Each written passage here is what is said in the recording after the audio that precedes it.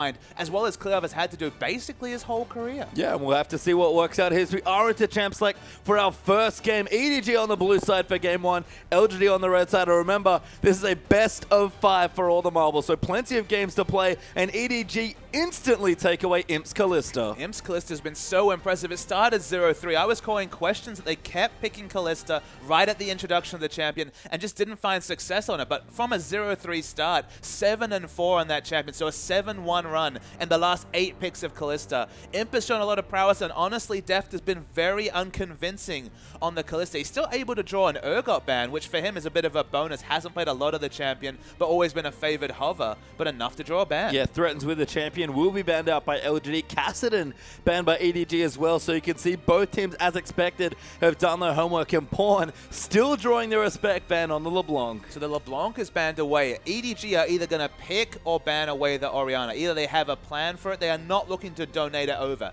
That much I can tell you for sure. Yeah, and we can see what the picks do come through. Now, again, LeBlanc, the only assassin that's really been left, I feel like, on a meta full of sustained damage mid laners and Cinderhulk junglers, but still a popular pick. It's a massive Pawn champion for him, and you can see already the mid laners getting banned away, but Gragas actually a pick away there, banned out from TBQ. He hasn't played a lot of the Gragas, only 2 games on the Gragas, 2-0, has an infinite KDA because he actually hasn't died for, I believe, 19 or 20 kill involvements, but it's just another one of the very strong champions this patch, and that's the 9th ban in a row for Annie against Mako. Yep, the Annie goes down again as Mako apparently never going to see the champion again. Maybe next split Mako, as Nunu's going to be the lock-in there for Clearlove. And you have to think Nunu Jinx, that's always been the story for EDG. They've run Jinx 8 times for 8 victories. 5 of those 8 games they've got the Nunu, and it's always been about the Nunu Jinx. Just walk around in the mid-game, acquire free turrets, because how can you deal with the machine gun, minigun form with the Blood Boy? Yeah, Deft is undefeated on the champion, I believe, as well in competitive play. Yeah, all time, and LGD might just have to take it away. Imp has 1 win recently, I believe, in the LPL. He's played it at least once, but it's not a champion he's known for, and LGD going to line up their first few picks here. The Hecarim's wide open as well, but they might have to take something else away from Koro. We'll give LGD a couple more seconds, and they lock him in. No! Switch at the last second. Hecarim Jinx for LGD. It makes a lot more sense to lock in the Hecarim, given that his Gnar record's only 2-2. He's looked unconvincing on that champion. Honestly, Flame is actually the Gnar player on this LGD lineup, 3-0 with a 12 KDA. He's just flashing the Gnar to say, yep, we know you're going to play Gnar. We know you're undefeated on Gnar, and we're still going to opt into the matchup. It's a matchup that Koro likes as well. You have to think the undefeated Gnar, hard to get away from here as Pawn flashes a couple of his favorite champions, as he is wont to do. But EDG, what do they do now? We've seen the Nunu ban as a blocker pick to this Jinx comp here, but Def going to have to play something else. EDG, I imagine the Gnar's coming through here for Koro. That would make a lot of sense, but what does Pawn want to play today? He likes to mix it up, but they're going to give a support pick there instead. It is Gnar and Nautilus. I mean, my suspicious feeling, Pastry Time, is that we're going to see an Azir pickup come through from EDG to give a bit of synergy between the Nunu and the Azir, which honestly is the strongest Blood Boil target that you see coming through from the mid lane. If that leaves the last pick, Azir versus Orianna could be our eventual mid lane matchup. Pawn hasn't played a lot of the Azir, but is obviously very comfortable on that champion. But as of now, when it comes to champions that Deft plays that really synergize with the Blood Boil, I mean, Kog'Maw jumps out, but not really a Kog'Maw comp. No, I mean, they've played a bit of Kog'Maw to decent success, but risky here potentially is LDG all in on protecting this Jinx. Sejuani goes in for the second rotation on LGD side, and Janna's there as well. It's a bit of a scattered identity, though. Obviously, Sejuani and Hecarim looking for a ranged initiate. The peel coming through for Jinx. It's calling out for a Kog'Maw, but it'd be a very risky Kog'Maw comp coming through from EDG. Lulu is available, though. Pawn has played 5 games of Lulu for 5 victories. So there is still the potential of going for the Protect the Kog, but it's slightly different in terms of the kind of look that we're seeing. Yeah, and EDG, considering their last few options here, to see what they want to go for. They lock in the Kog'Maw. They're going to give it over to Deft, and Lulu comes in there as well as Pawn's champion, and like you mentioned, one of his most played. Exactly. 5-0 on that champion, 33.5 KDA. Even though you think of Pawn for his cast and for his more aggressive mages, they've played this Protect the Kog'Maw comp so many times to varying degrees. Sometimes it's full Juggernaut, sometimes it's just multiple peeling threats. They had the Jinx banned away, so it makes sense to move over to the Kog'Maw, another great user of the Blood Boil, and look for the lane control mid, but but this is 5th pick. You knew Orianna would be locked in the moment you took Lulu. So they're picking Lulu for comp, and that gives God v Ori. I thought they were going to pick it earlier because it was open wide there, ready. It fits in perfectly for the composition, helps to protect Imp, gives another threat over to LGD's side.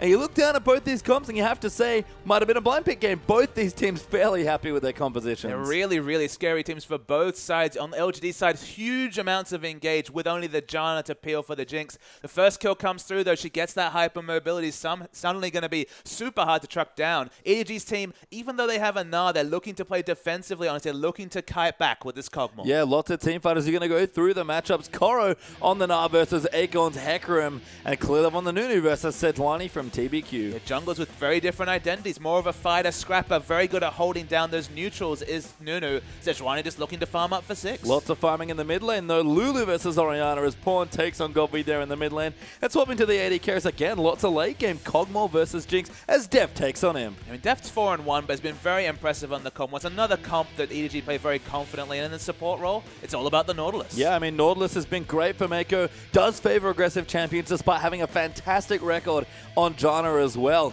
And game 1 already, both teams seem to get what they want. Very excited to see how it breaks out. Just really interesting. You feel like LGD has more engage options for sure, obviously, with the likes of Orianna, Sejuani, and Hecarim. Both teams have a lot of appeal for their AD carry. I mean, even Orianna, given how good Godvy's been, gonna get that big stack of AP, gonna have the big shields to come through. Janna gonna throw the Eye of the Storm already. Double shields means a fairly safe Jinx. If she gets the reset on that Get Excited and can open up positioning, and they just get a tank line that can actually deal with Kog'Maw's damage, I feel like they could win this game here, LGD. I really like the draft they put together, but EDG, they're all about neutral control. I mean, you have to think, yeah, it's kind of on Clearlove here on this Nunu, this famous Nunu. I mean, this Nunu's been excellent. We talked about the KDA and the win rate. We've just seen Nunu's fire to deceive. It hasn't been Clearlove, though, who's been wonderful on this champion. But you have to use the Lulu's very early power spike to your advantage. Control those objectives with the likes of the Consume Smite. You don't have a Teleport Smite top laner for once. So Gnar going to have the natural laning advantage against Hecarim. I don't know whether he's going to be doing a lot of counter jungle, but he needs to get in the face and unsettle TBQ and what will be unfamiliar territory. Clearlove, 22nd LAN win if they take it here. It's had such a big season, and TBQ, it's all new to him. What kind of start are we going to get off to? We're about to start game number 1.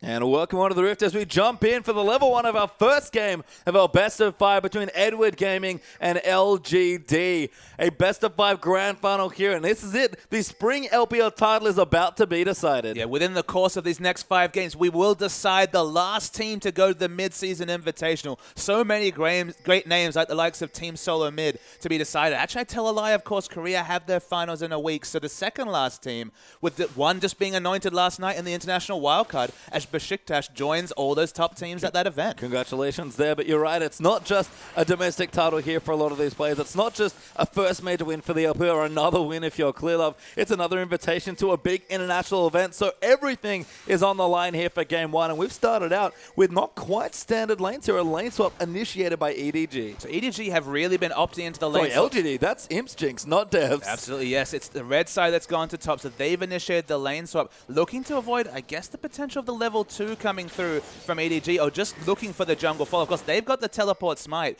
leaving this Hecarim unaccountable to enter the jungle, use his smite to pick up extra camps, means he's going to have more experience, get to that first item earlier.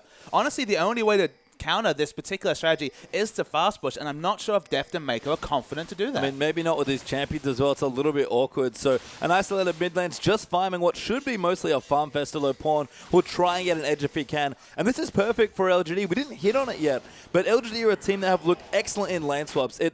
Imp seems to excel in the situations where he can get ahead early, and TBQ especially loves when he can just sort of farm passively. Exactly, especially on a champion like Sejuani, having someone next to you when you have to deal with the threat of the Nunu invade, this just gives you that much more security. It makes your jungle route that much more predictable, and freeing up PYL, something you didn't mention there. PYL and his aggressive roams for vision opens up so much of LGD's rotational play. They've got perhaps the greatest rotational top laner of all time in Akorn, who was always known for that ability on Samsung Blue. If you always get those aggressive flank wards in, you're going to be able to get the teleporter. You're going to be able to get the engages you want. The flank engages from Hecarim are one of the best ways to deal with the Kog'Maw coming out of EDG. Yeah, and that's maybe just the cherry on top of the composition here for LGD's team, to be honest. honest. It's Akon, not just good as a rotational player, excellent with low resources as well, was, maybe the world's most classic Rumble player as well. So EDG, don't get me wrong, they're great in the lane swap as well, but LGD, it just fits their style so well. And that's the thing, you finally see Hecarim entering lane, but he already has a CS advantage against the Gnar, has more experience as well,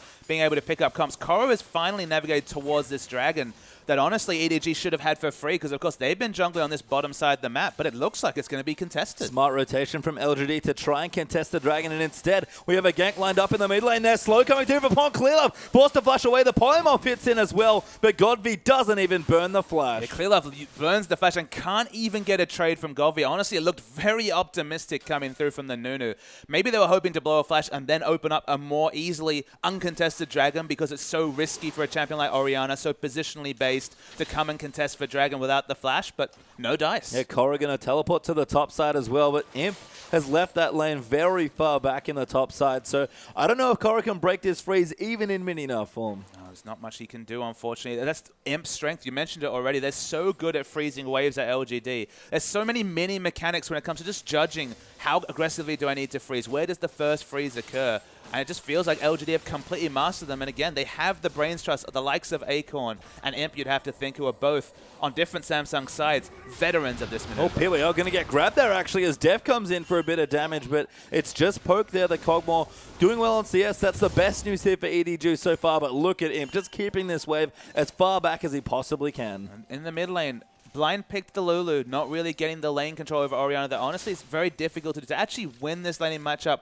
outright, you need things like that Nunu gang to really connect. If it's just wave clear wars, okay, we're going to see a whimsied up, very strong deft in team fights, but the Shockwave and Godby undefeated on this Orianna. In a 24-20 season, to be undefeated on a champion is a really big deal. I mean, I have news for you, Papa Smithy. Someone's undefeated streak is going to be broken this game, because Godby's got his undefeated Orianna and Koro has his undefeated Gnar. So at least in game one, somebody's streak is finally going to come to an end. What more a time than this grand final for great streaks, like the 18-0 streak for Koro to end. Gnar is the pick that screams out. You either go for the Shyvana to have your own teleport smite, or you go for the Gnar. In this case, going for the team comp, Gnar is going to be used defensively, you have to think. They don't have really any engage, barring a huge ultimate from Mako, but honestly, that's going to lead to a defensive flash or kiting back from LGD. So a lot of defensive play requires you to get an objective lead. Is it going to be the turret snowball? You'd think they're opting into the dragon control with the likes of Nunu, but the early dragon that's almost granted by going for the top side lane swap and opening up a free early dragon for EDG was countered by their early rotation. It was, yeah, and I think the scaling's fairly comparable in these team comps, but the way they play when they get to the mid and late game, like you've highlighted, is the big thing here. It's proactivity for LGD once they get their ultimates, and a lot of reactivity from EDG. And to be fair, they've had a lot more slower games in their playoffs, to be honest. They've really, especially in the series against IG, they just sort of let the game happen and eventually took over at the midpoint. But I don't know if you can afford to do that against a team like LGD. I mean, both comps have an AD carry who wants to kite back, pick up the first kill, then look to go aggressive. But honestly, LGD have the flexible options, like you mentioned. They have Sejuani ult, already a massively strong ranged initiate tool. They have the Hecarim flank and just the Hecarim ult and Onslaught of Shadows. There's nothing like that on EDG's side, barring the most crisp Gnar ultimate that, again, should never be afforded, because he's basically a solo frontline, except for Nunu sauntering in and hoping to get people with the Ice Blast. I mean, they can kind of rush Korra in there with the Whimsy and the Blood Boil, but I agree here. And there's better uses of those cooldowns. They have to be saved for death. I agree. And it's funny, because I mentioned about 2 weeks into this season,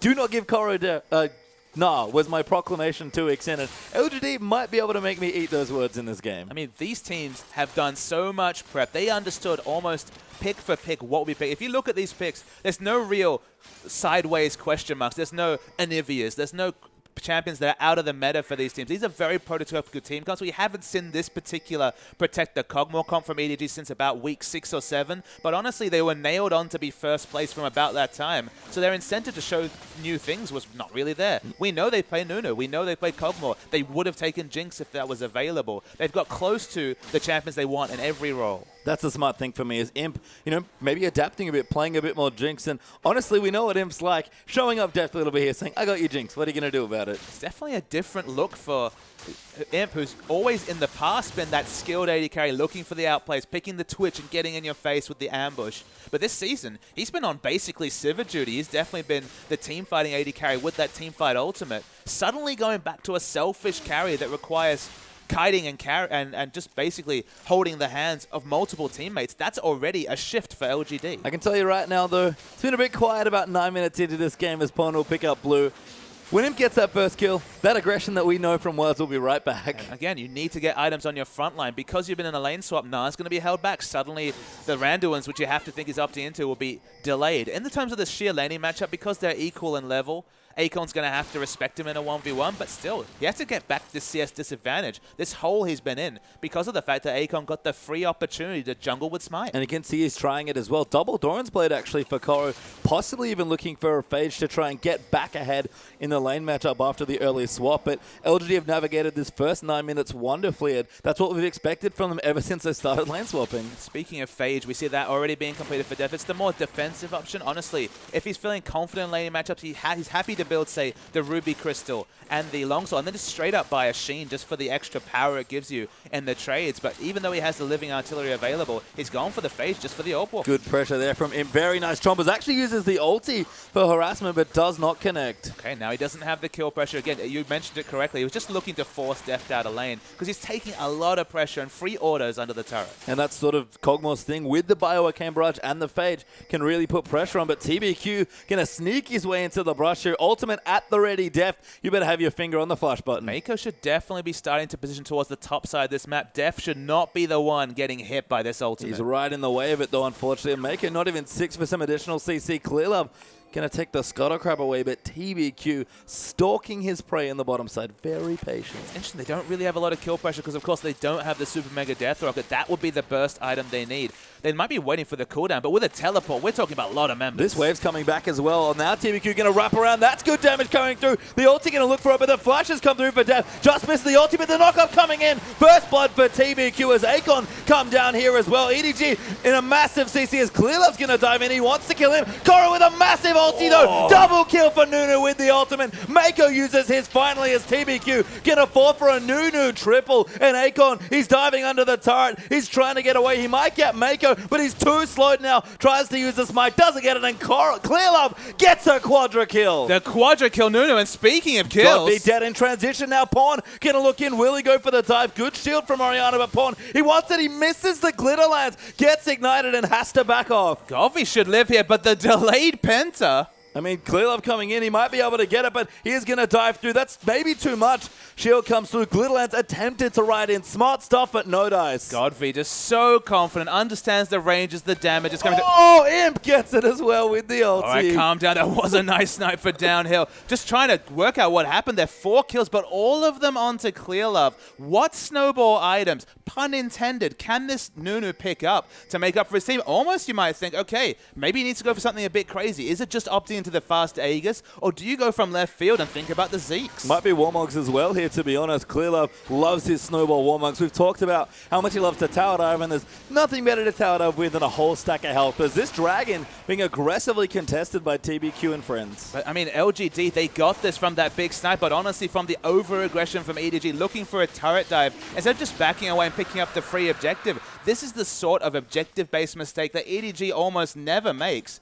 And we're going to see the replay of this crazy, crazy fight. So teleports come in. Remember, this is Hecarim getting there first. Nah teleports in second. Def falls down for first blood. And you're thinking, okay, this is LGD's fight. The Wombo starts. Clearlove saunters in, as is the want for Nunu. But this Nah against the wall into what was actually just a delayed channel coming through was already a double kill. The triple comes through, and he really wants to fast over this last kill to Koro. Mako is literally one rampage away from death or an auto attack. Neither comes through. Awkwardly, Clearlove still picks up the kill because the minions, and he was the last one to order. Yeah, look, that minions are red buff, but I mean, Koro tried to get it with a hop and couldn't find it, and 1,000 gold EDG go up, but a dragon here as well for LGD means that at this point, to be perfectly honest, we're all even as Koro ultis Akon just for the harass. And that's the worrying thing. EDG got the big kill. They team fought well. Free Dragon, well, they got a Nunu. Should have been easy, but no, they went overly aggressive for the turret dive on Golvy. First, just the mistake from Pawn. He wasn't able to mechanically hit his Glitter Lance and pick up the kill. Then the dive from Clearlove. There was so much time and space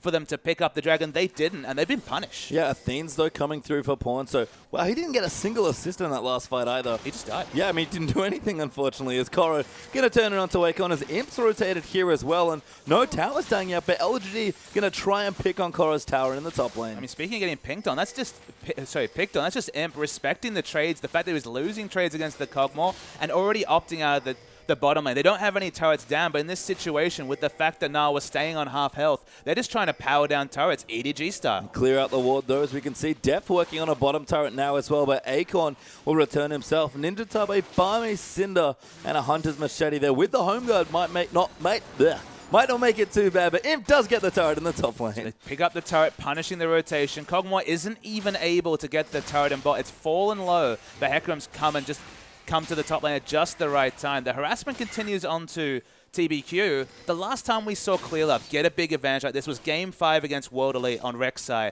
where we thought, okay, so far ahead in the early game is going to be the Warrior enchant Rek'Sai, but no, it was literally Cinder Hulk into stacking Giants and getting super tanky. Honestly, that's his only real option on Nunu. So the one thing you can say, turret dives with the Nunu, looking pretty easy, because he's going to take so many turret hits already. And that's always been ClearLove's specialty, honestly, all season long, on his Nunu especially, as we look down the items. Deft has picked up his Trinity Force at a very tight clip, just under the 15-minute mark. So look for him to return to the bottom side. Not scared of Imp if he's there, and he should be able to get the turret trade. There's just so many great ball carriers coming out from LGD. You really worry for the life of that Void Puppy and Kog'Maw. Specifically, Hecarim is an excellent initiation option. Sejuani doesn't always get into actual Shockwave range, but is another decent ball carrier. So they do have multiple options in that case. And Shockwaves, as we said, 6-0, have been super on point from Godby. Pawn creating good pressure here in the mid lane, though, does spot TBQ and kind of shoos him away with the Glitter Lances. Mako and ClearLove down the bottom. They'll just apply some pressure here. They'll dive if they have to, but they just want the turret. They're definitely applying pressure. Imp's already been zoned from the minion for 30 to 40 seconds, respecting the fact that both Nunu and Nautilus were found in transition. Kog'Maw's got the run of this lane, but given the fact that they've got the objective advantage in top, the fact that they're losing maybe 2-3 CS from every minion wave isn't a big issue to LGD. And Korra going to chase in as well. Is that a frozen mallet Korra's working on? That's correct. Well, we've seen it a couple times here, but Frozen Melon seems to be the thing. At least Korra and some of the other top laners in the LPL just seem to love it this stage. Definitely a good laning option against the Hecarim. Remember, Hecarim doesn't take flash, so if you walk up as a Nah to Hecarim, remember you already have a slow coming through that you can proc through your Hyper and your Q, so you already have CC. You walk up to Hecarim, you auto him as Nah. If you start hitting your Qs, there's no way for him to get away except for ult, using his ult, and that's a team fight cooldown down. You already build health, you get a bit of AD, so you're not going to get a Hex Drinker and a Frozen Mount. You're just going to rush the Frozen Mount and just deal with the fact that 25 AD is the only offensive stat. But it's really good dueling item. Doesn't give you necessarily the same team fight statistics. You get 700 health, so it's almost a Warmogs in that way. But it's all about the laning power and just making this Hecarim accountable. And they need to. He's been very kept up in terms of CS. You can see Def does get the turret in the bottom side, but Imp will join in with PYL and Godby towards the mid turret here, and Pawn took quite a lot of damage actually from the earlier dissonance there. Will clear the wave out, but Imp just face tanking it as ClearLove's forced to come in, and Acorn wrapping around the back, really thinking about a turret dive there. He's just going full Acorn in this case. He's always in the right spot for these turret dives. Very risky against the Nunu Lulu, because again, we're talking about a high health person and a Lulu who can give you extra health with the wild growth. Mid lane's definitely a party, though. They want to power down this turret. Yeah, and Korra getting a bit more free time now, up about 20 CS in the top lane there as well, so he's done a good job. And this laning phase gets somewhat extended, which it seems like LGD want to do. Korra's going to be very rewarded by his laning choice. I just love the levels upon levels on which LGD are thinking. The reason why you saw Acorn around mid, the reason why you see 4 members rotate, was simply because Pawn was out of mana. He only had about 100, 150 mana. Even with the Fiends, didn't offer a lot of wave clear, and Pawn accepted. The wave clear from this team is actually quite minimal. So using that sort of a gathering of information to actually go for such an aggressive rotation is just really smart play from LGD. There's no downside from what they did. They put themselves in position for a turret, didn't get it, but backed off happily. And we're going to have a pretty big fight brewing here as well. Imp's just gone back and got his Infinity Edge. Need to see large Rod picked up now for Pawn, who did find a nice window to back away. And Dragon's back in 15 seconds. That was blue buff. Going to be contested. Does not get stolen away, though. So EDG just want to show as much pressure as possible because Def just went back to buy the Bilgewater. Not the massive amount of power, but still relevant to spending that 1,400 gold before the Dragon comes down. So EDG, they have enough members so far with early power spikes to bully out vision control, and that opened up enough space for Def to recall. Yep, they do lose vision, actually, of the Dragon to LGD, as EDG have done a fantastic job warding the neutral area, especially towards the bottom side of the map. Dragon is back up. You have to think they've got the control here, and if they're looking to force a fight, as Koro even takes the tower in the top side, They're going to go for this dragon. You have to think both top laners with the teleports and everybody ready to fight. And just look at those wards. There's flank wards, there's defensive wards, there's pink wards. Everybody's going to get what they're looking for. It's basically the random sampler of warding between these two teams. And you're just waiting for that massive engage from either Koro or Akon. Yeah, and I feel like these are some of the junglers and teams that are still actively using double Sightstone as well. You can see in the inventories, both TBQ and Clearlove going for that Sightstone fairly quickly, and we've talked about it for both teams actually. They love to get aggressive wards down. I like the fact that you use the word using, because plenty of them are still purchasing, but you watch a team like King who has double Sightstone and no wards on the map, compared to these teams like EDG and LGD. Both teams have flank wards, both teams have defensive and control vision around objectives. So both Akon and Koro are empowered to make meaningful decisions about how to engage with teleports. And honestly, if it's a teleport battle, advantage will always go to Akon. It will, and EDG have to clear vision out as well because they have no good engage options other than that.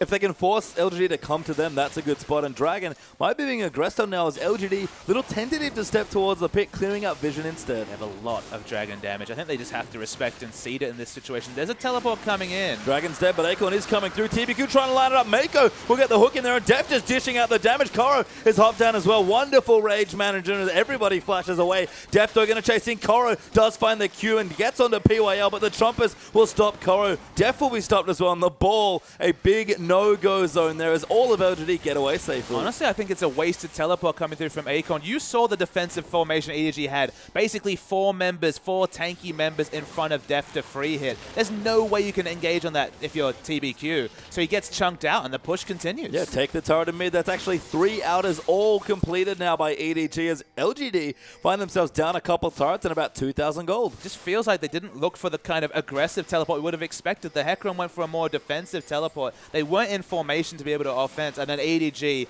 basically with the flying V when it comes to defense. There's no way that Sejuani could have sniped out the Kog'Maw. If Kog'Maw was free hitting, you're going to die fast if you're the piggy with just health. Yeah, I mean, that's the thing with Sejuani. Does need her items to get tankier as well, and Cinderhawk sure helps a lot. Sightstone even contributing there as well, but just a Glacial Shroud on top of some other small components, maybe not quite enough at this stage. And look at Clearlove on the other side. He's using that gold for exactly what I thought it was going to be. Warmogs ahoy. Yeah, Warmogs is the build. I'm actually a bit surprised. The Aegis is kind of demanded against the likes of Orianna. Even though it's the solo threat, Godvi will find a way to thread the needle on that shockwave. So maybe they're just thinking, get it later and just, again, get ready for the turret diving. I mean, Sejuani does good magic damage as well, so I agree with the Aegis pickup there wholeheartedly. And there it is. That's a quick Warmogs. That is a quick Warmogs, now building in towards the edge. I guess Clearlove's just had a little too much gold after his Quadra. I mean, this is what he did on Rek'Sai's stack health. And look, he doesn't really do a lot of damage, but man, is he annoying on the Nunu. He is. Just, again, Clearlove loves to dive turrets. Engineered many, many ganks in the LPL regular split, and we're going to do so here again in the final. A thin lead here for EDG at 21.5 minutes, but just thin. Yeah, the vision is decent here in terms of defensive vision. It's more neutral vision coming through from LGD. Certainly no sign of the offensive vision that was there around Dragon. Makes sense to some degree. They've lost their outer ring of turrets. It's so much more risky to actually go in and try and get those aggressive wards down. And Mako, this is why he's one of those rookie supports that's been really touted as the next coming of Chinese support players, and that the warding's so smart. And you have to think, contesting the enemy red and blue buff, the kind of easiest next objective that they can open up is what's going to come in the next few minutes. I think so as well, and you can see that power spikes are coming through for the rest of EDG. Pawn got his death cap now done with the Athenes at 22 minutes. Blade of the Ruined King just finished there by Deft as well. Koro does have about 1,200 gold to spend, but apart from that, EDG good to go for a mid-game team fight. The big item for them, to me at least, is Mako finishing the likes of maybe the cleanse item coming through, just for a bit of defensive utility. Probably needs the Mikhail's Crucible to provide for Deft. The Magic Resist going to do nice duty anyway, because you need that against what's coming through from Godvi and TBQ. But with the Ruby Crystal turned into the upgraded Kindle Gem, might actually be an Aegis on the support. Yeah, maybe. I mean, Face of the Mountain as well, I think, is another option for maybe the shield. Not quite the Mikhail's, but another shield there as well. It's certainly not Ella, who pretty much builds Mikhail's first for Crystal every single game. And PYL's already rushed the Aegis, so there's definitely the same idea coming through from LGD. The magic damage in this situation is mostly going to be the frontline damage from the Lulu, but I mean, Kog'Maw at this point with Blade complete starting to do physical damage, but certainly respectable magic damage. I believe Clearlove did He did get the blue buff there, I believe. Yep. We both did the double take. Yep. And as Prophet Puffer just predicted, No Dragon up, no Baron quite ready yet to be taken. Get your deep vision angle with your outer turrets and take out the buffs. But that's just the way it works. When you take the outer ring of turrets, what do you have easiest access to? It's warding that red buff. It's warding that blue buff. Much harder to take the inner turrets. Almost impossible to take the inhibitor turrets unless you're way ahead in the game. But just take those little advantages. Keep chipping away because, look, the red buff's on a 5-minute timer. The dragon's on a 6-minute timer. You can time those out, prep for them, and it just adds up. It's gold. It's resources. If you've got 4 buffs on your team, you're going to win a team fight even if the items are fairly neutral. You can see Def still farming away, but Imp also getting stronger as well. Actually down by about 30 CS is the Jinx, but Infinity Edge deals perfectly fine items at this stage, despite the fact that Def's kind of been the benefactor of a lot of early golden kills that his team's gotten. Koro as well, 4 assists with almost equal CS to Akon, who every single game seems to somehow get CS. And look, Akon's almost to his 3-item triumvirate. We always say that the item build to kill an AD carry, it's all about the Trinity Force, Cinder Hulk into the Home Guard boots. 2 of those finished. The other one less than 1,000 gold away, you'd have to think, at this point, just given the amount of CS he's picked up. It's going to be difficult to take out Deft. He's going to be positioned defensively. They've got the Lulu. They've got the Nunu. I mean, even the control ultimate from Nautilus might be irrelevant. But that's his modus operandi. That's his item build, whereas Koro is just going for that please do not give him any resets build. And honestly, Koro and Nunu, the Nara and Nunu are so damn tanky that that first skill, if they position effectively like we just saw in that Dragon pickup, how do you ever get a reset when there's like 4,000 health already? I don't know. I mean, it's a good frontline for EDG, but it is reactive. That's the issue. But they are playing proactively right now. They have a lead that they can kind of run with, and dragging back up in 40 seconds. EDG, I'm not going to say comfortable just yet, but they do have a lead in the game. They'll be comfortable when they start to sweep out this vision. We see double flank wars, 1 on the enemy red, 1 on the golems there, or the Krugs, sorry, and also vision around the dragon. So there's a lot of flank wards available, and Trinity Force has to be so close and coming through from the flank. EDG have to know.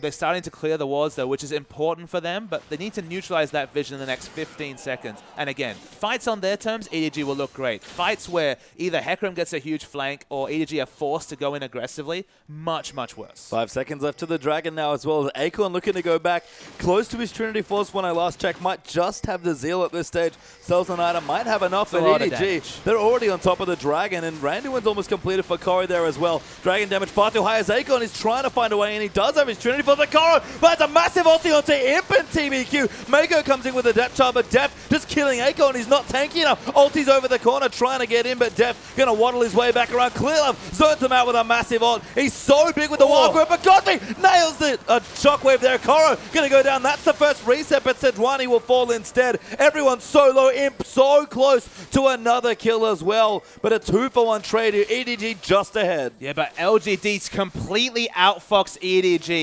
You saw Deft actually had a bit of tunnel vision onto Akon. Akon just used that onslaught of shadows over the wall, re-engage, and Deft couldn't do any damage. He's lost his Bioarcane Barrage. That loss in damage, he's the big consistent damage dealer. That's the one time their positioning really let them down, so they got the good position around the second dragon. This third dragon, though, the second for LGD, will be uncontested. It belongs to them here. Imp and Godfrey, even without a smite, both Akon and TBQ absent for the smite battle. Doesn't matter, they're too much damage coming through from the Phantom Dancer, Infinity Edge, Jinx, and Akon. It wasn't the big super flank kill the Def teleport that we expected, but an effective flank nonetheless. And that's the funny thing, is that Akon drew enough aggro that he split Def from the targets. Even with that massive Nara onto Imp, there was no damage there to take him down. And again, just outfoxed him with the Onslaught of Shadows over the wall. So whether it must be a communication-related thing from EDG, because the AD carry, the crown jewel of the comp, going one way and the other 4 members going aggressively on the backline with all summoners available, that's not how you win a fight if you're EDG with such low initiate. And EDG now equalizing that gold pretty much back up there for LGD. Only 800 gold ahead or so. Edward Gaming now getting vision around the Baron. We know that EDG loves to do Baron at about 25 minutes in, but this game in general has been a lot slower paced because honestly against opposition like LGD, you do have to slow down. Remember, the point we mentioned earlier, that only wave clear on this EDG side is Pawn. So Pawn getting picked off, remember, he does like to position quite aggressively, has been prone to being solo killed in lane and both caught around the team comps. He is the only true wave clear of this comp. Will need to play more defensively than he's probably used to on the likes of Lulu. And when Sieges come out, LGD have so many different options that if they ever pick up a Baron, that siege is going to be so hard for EDG to disrupt. Yeah, checking in on the mid lane is actually, you can see Godvi has his Blasting One plus the Rabadons and the Athene, so working towards a Void Stuff. Pawn, on the other hand, with his Aether Whip's going to go in towards a Lich Bane for the slightly more aggressive, carry-oriented option. Imp, Pickaxe done their same for Def, so they're both working on their last Whisper, it looks like, and they're trying to steal another blue away, and Clearlove to be able to take it, but if they can get it, no, denied again from Orianna. Yeah, denying blue is actually even more important than usual. You might think, okay, Orianna's a mana dependent champion. Athene's comes through as buffed. You might think, okay, maybe Ori doesn't need the blue as much, but because everyone's so tanky on EDG, that first rotation of spells, the Shockwave Burst, is going to be just a bit more of a scratch, to be honest. You're going to need multiple rotations of spells. You're going to fall low in mana, whatever you do if you're Golvi in this game. So blue buff is critical. Clearlove caught, but fairly tanky, so probably doesn't mind too much. Maybe now with Akon there as well. Actually just channels the ulti right on top of them. In takes a decent amount of burst damage with Akon coming in. Massive Sejuani are going to catch them. Mako gets melted, and Imp is so excited. Koro, massive Gnar ultimate stuns 4, then 3 people with the wallop, but Dev can't get in range to do damage, and Imp gets another kill. It's a huge pick, 29 minutes, and that's probably going to be Baron coming to LGD. Remember, Golvi wasn't even there in the whole engage. Shockwave is still a threat as Pawn and Deft are trying to contest for this dragon. I mean, it's 2v5 right now. This would be a heroic contest for EDG, and no real way to steal it. Double smites available for LGD, and they claim the Baron. And the vision advantage, just being able to pick up the Nunu in that situation and take him down, has undone a lot of what EDG wants to do. We mentioned that a significant win condition,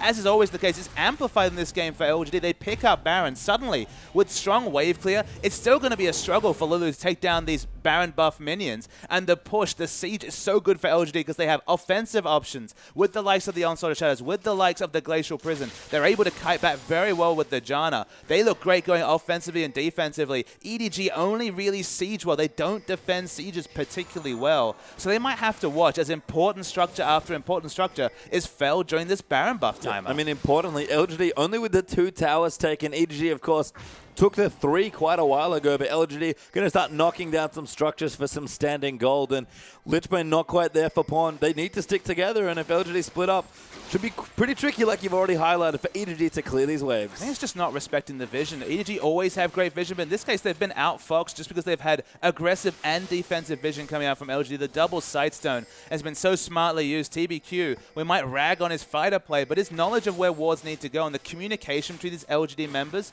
the one thing you can say, the communication that we have to speculate to some degree, but seems to have definitely been on for LGD and a bit scattered from EDG. I mean, Clearlove just should not have been there. I guess felt pretty confident with the Warmogs, had about 4,000 health. Now it was a Spirit Visage to make him even tankier, but got caught in a situation where it looked almost impossible for Nunu to get caught, and as a result, EDG lost the team fight and the subsequent Baron. Dragon is back up in a couple of minutes, but look at him, already going to take out the first of many turrets. As you mentioned, this is the free gold, very easy for them to pick up. No answering coming through from EDG. They just have to react to these rotations. Only Gnar in bottom lane. Gnar in mini Gnar form has basically no range wave clear. Needs the Mega Gnar Boulder Toss to come through to have any semblance of hope to wave clear. And you can see multiple members coming through to make this a very safe siege for LGD. Oh, we're going to get poked off here as all the Baron up minions are so hard for them to take out. Deft crucially does have his last Whisper now, and Pawn does have a last Whisper, but Akon always in the right place at the right time. Going to take out a turret himself. It's not good options. Hecarim's got such strong sidewave push with the Baron buff, and of course the Trinity Force. He's just smashing down turrets himself,